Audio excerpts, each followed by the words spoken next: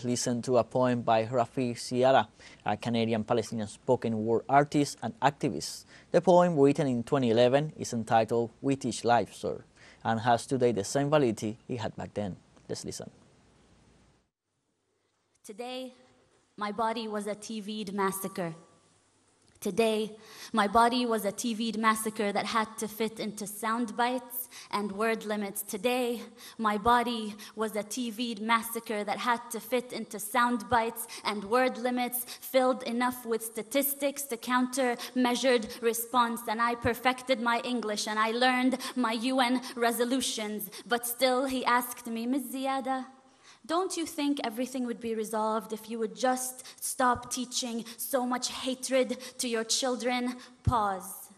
I look inside of me for strength to be patient, but patience is not at the tip of my tongue as the bombs drop over Gaza. Patience has just escaped me. Pause. Smile. We teach life, sir. Rafeef, remember to smile. Pause. We teach life, sir. We Palestinians teach life after they have occupied the last sky. We teach life after they have built their settlements and apartheid walls. After the last skies, we teach life, sir. But today, my body was a TV'd massacre made to fit into sound bites and word limits. And just give us a story, a human story. You see, this is not political. We just want to tell people about you and your people. So give us a human story. Don't mention that word apartheid and occupation. This is not political. You have to help me as a journalist to help you tell your story, which is not a political story. Today, my body was a TV'd massacre. How about you give us a story of a woman in Gaza who needs medication? How about you? Do you have enough bone-broken limbs to cover the sun? Hand me over your dead and give me the list of their names in 1,200 word limits. Today, my body was a TV'd massacre made to fit into sound bites and word limits and move those that are desensitized to terrorist blood. But they felt sorry.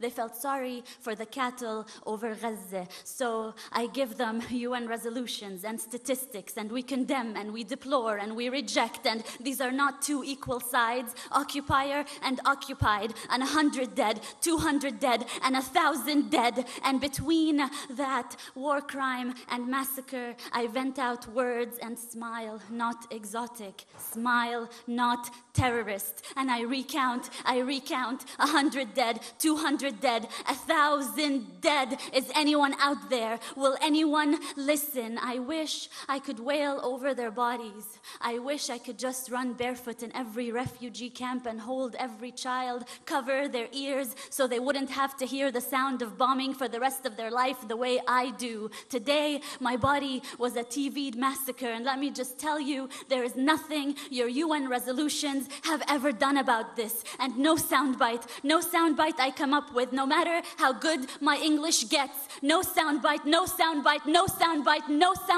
will bring them back to life. No soundbite will fix this. We teach life, sir. We teach life, sir. We Palestinians wake up every morning to teach the rest of the world life, sir.